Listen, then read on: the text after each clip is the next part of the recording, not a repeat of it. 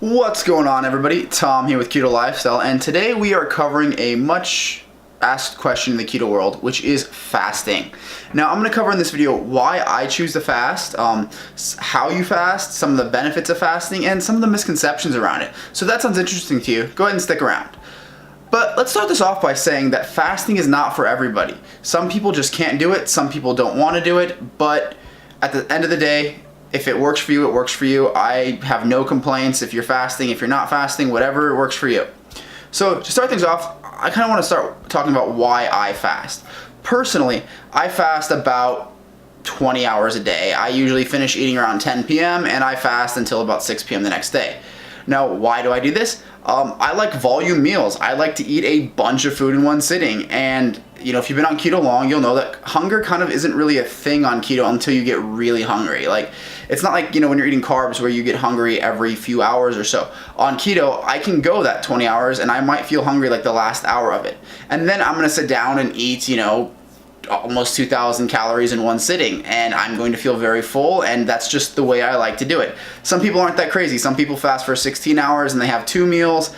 It really just depends on the person. Now, don't feel obligated to do it just because you're on keto. So obviously the next thing is how to fast. And I know this is like a huge secret out there, and you know, Keto Lifestyle here is going to let you in on the secret. So come here.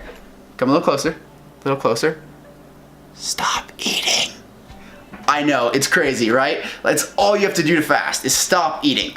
Now, I'm kind of making this a little bit silly. There's a ton of questions out there about what actually counts as fasting and what doesn't. I see things all the time on, you know, Facebook groups and whatnot asking, oh, well, am I fasted? I had a bulletproof coffee this morning. And the answer is no.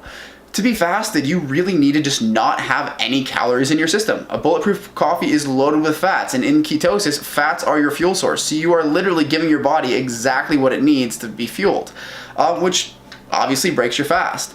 So what I personally go off of is water, black coffee, green or black tea. You know, really, if it's got less than like 10, 20 calories in it, I don't really worry about it or consider it breaking my fast, because even like black coffee has trace calories in it. So you're never going to have like perfectly zero unless you're just drinking water, and if you can do that, more power to you. I personally can't. I like to have my caffeine in the morning.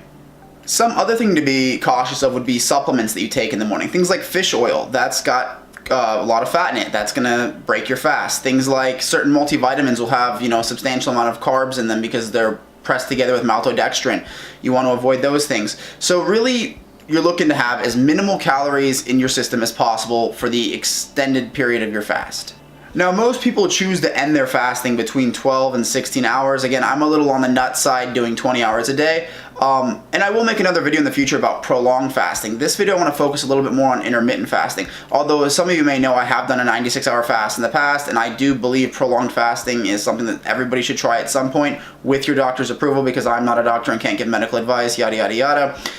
Anyway, I do believe in prolonged fasting. I believe that it's great for your body in many ways, but let's keep this video about intermittent fasting. So this brings us to the benefits of intermittent fasting. First and foremost, as I mentioned earlier, you get to eat more food in one sitting. That's just, you know, to me, the best thing ever. Another benefit of it would also be that your body has a lot longer period to use the body fat on your system when it has no other option, right? So when you're in ketosis, what happens is the first 24 hours or so, you've got glycogen in your muscles, your body's pulling from that, and then, you know, between 48 and 72 hours or so, your body says, hey, breaking down muscles is not actually that efficient. Let's cut over to breaking down fats. That's when you're, you know, in ketosis, and it turns those fatty acids from your liver into ketones. So your body is running on fat. You're a fat incinerating machine, which is great, especially if you're fasted and you have extra body fat, because that is the only source of energy that your body is really caring about once you're fully adapted, and you've got plenty of it. I mean, when I was 315 pounds, I had enough fuel on me to last me a long time. In fact, there was a study done where a gentleman went almost a year without eating. Now, granted, he was under strict medical supervision and was given like supplements and things like that, but he went a whole year and lost like 300 pounds or something. It's quite insane. I'll try to link the article in the description if I can find it again. Another benefit of fasting, for myself at least, is mental clarity. I find that when I am fasted, I have much more focus than I do when I've eaten foods. Now, this gets particularly bad when I eat carb, but even when I eat keto-friendly foods, I still get a little bit tired, have a little bit of issues focusing. When I wake up and, I stay fasted through the day, I can focus on my work and not have any issues at all. So those are just 3 of the benefits of intermittent fasting, but I would recommend you guys research a little bit more, especially if it's something that you're kind of on the fence about. But now let's get into some of the misconceptions. Now, there's this whole thing in the bodybuilding community that you need to eat like every 2 or 3 hours, otherwise your muscles are just gonna mysteriously just disappear off you, and it's the worst thing in the world if you don't eat every 3 hours, and that just couldn't be further from the truth. Like, you've got to go at least 24 hours before your body starts even worrying about anything.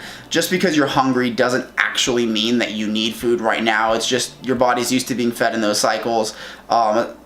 Again, with keto, those hungers should go away after a while. But yeah, I just want to cross that one off the border. Now, you're not going to like lose insane amounts of muscle if you don't eat every 3 hours, especially once you're keto adapted, because keto is a muscle sparing diet.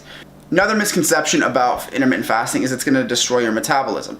That's also not true, and there's actually some evidence that it can help improve your metabolism. The last misconception that I want to try to clarify is this huge misconception going around the internet that if you eat like a really big meal, your body's just going to turn that all into fat because it doesn't need it right now. And while there might be some truth to that, that's not really how it works. Your body kind of works on averages, right? So say across the week your macros are 2,000 calories a day, and then one day you have 3,000 calories. It's going to average out. If you have a day where you ate only 1,000 calories, you're going to have the same calories weekly. So I kind of like to view that as like a weekly number. But yeah, it's just simply not true. Your body will not store all that meal as fat because you ate it all in one sitting, especially since you're on keto and you're actually burning that fat that you'd be using. But with that, I'd really recommend that you guys try intermittent fasting, especially as you get into keto and your body becomes more adapted and you feel less hungry. I mean, get into it naturally. I don't want you guys going out there and just stop eating because I said intermittent fasting is good. With medical advice, always talk to your doctor. They know everything. But yeah, if you decide to try it, just do it naturally. Come into intermittent fasting as you feel comfortable. Say you're normally eating breakfast. Maybe skip breakfast and go to lunch. See how you feel. Maybe keep pushing your lunch later and later in the day after you've kind of skipped breakfast, and see where that point is where you get hungry. And then, try to push it. See maybe in a couple of weeks if you feel hungry a little bit later. It's all kind of up to your body and how you feel. But with that, I'm going to close out the video. If you haven't subscribed yet, please do so because it really does help me out a lot. If you like the video, leave it a like. And if you have any questions or comments, leave it in the comment section. But with that, I'll see you guys in the next one.